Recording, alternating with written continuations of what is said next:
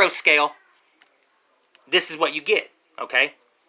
Say we are very, very huge and we actually lived on this other cosm, this higher cosm, this macrocosm, and we looked up. We would see stars in the sky too, but they would actually be singularities. See what I'm saying? Because we're so big. This is a different scale, all right?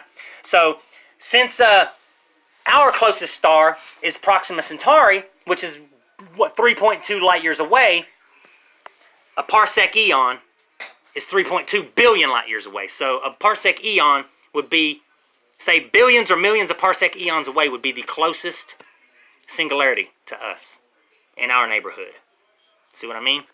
And now I'm just going by astrophysics. All right. So that would be a part, well, of what I call a quantum stellar, or well, it's quantum stellar stars, but it's a macrocosmic galaxy.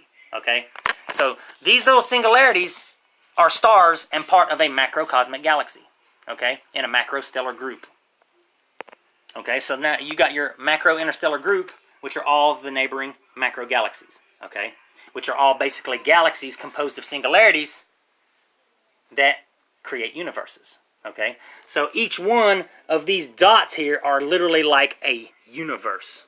Okay, now this is just from my knowledge of astrophysics and space and everything. Oh, my battery's about to go dead. Damn, still got a lot to explain.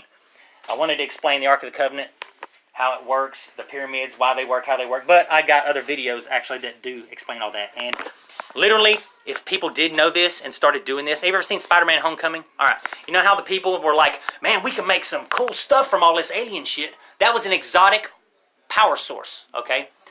The pyramids of Giza literally did give us an exotic power source, okay? It was wireless power. It was wireless nuclear energy, but it filtered out the radioactivity. So whenever it transmitted anything, it was basically just pure power, okay?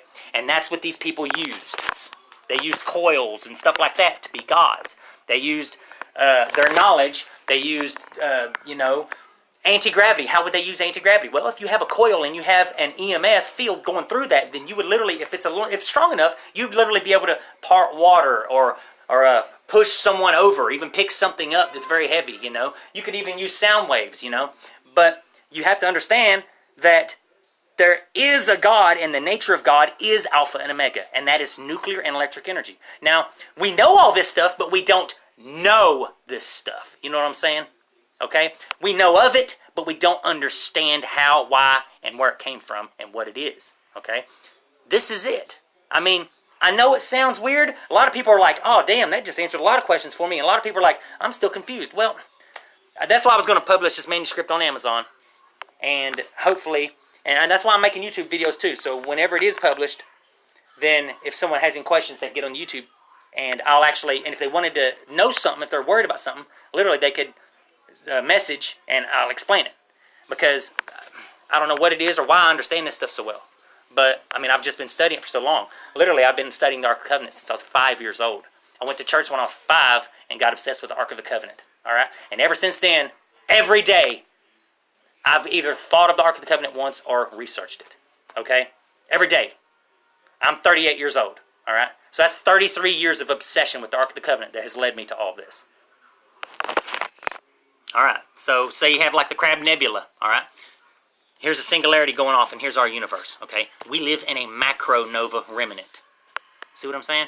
The singularity is just another star like in our sky, but it's on a macrocosmic level, and it's pure energy. You know, yeah, a star is pure energy, but it's technically a generation from the pure energy. It's hydrogen, helium, and lithium. That's a generation produced from the pure energy, or the alpha and omega, and that comes from this cosm here. Okay? So the Big Bang didn't give birth to everything. Okay? Everything gave birth to one of these Big Bangs. And like I said, there's only potential for occurrence and micropotential in empty space. Okay? And there is only the... I'm having a brain fart. Okay, yeah, and this in the empty space where there's just potential for occurrence and micropotential, the space itself has no time. Okay? And our perception of time even, all right? There's no sun, there's no earth, there's no orbits, there's no nothing. So time literally does not exist. Okay?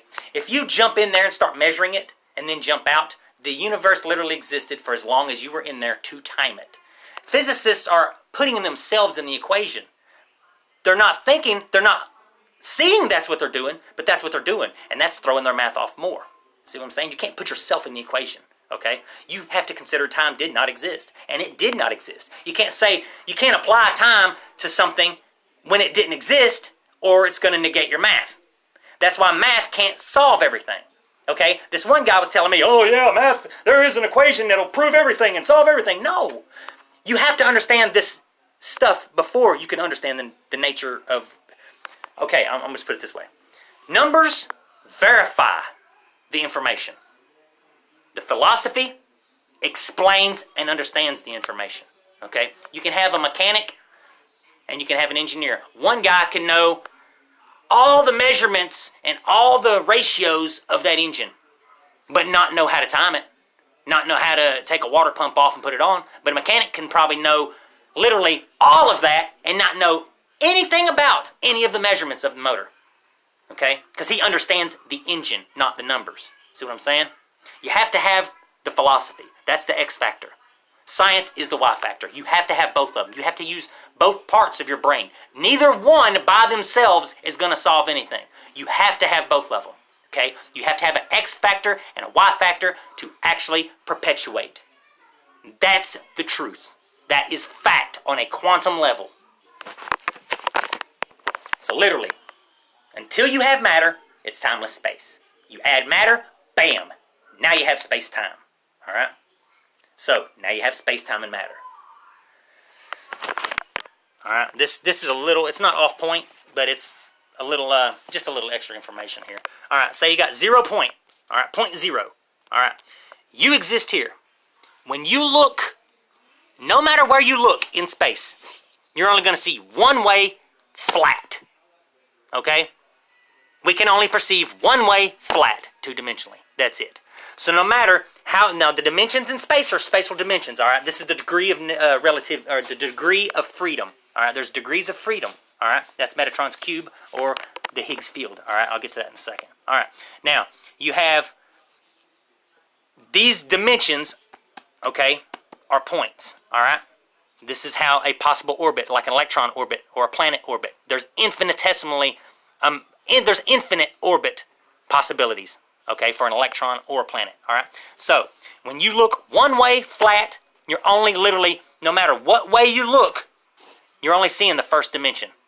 No matter what way. If we look this way, we're only seeing the first dimension, okay? We look that way, we're only seeing the first dimension, okay? No matter what way we look, we're only going to see the first dimension. Why? Because we cannot look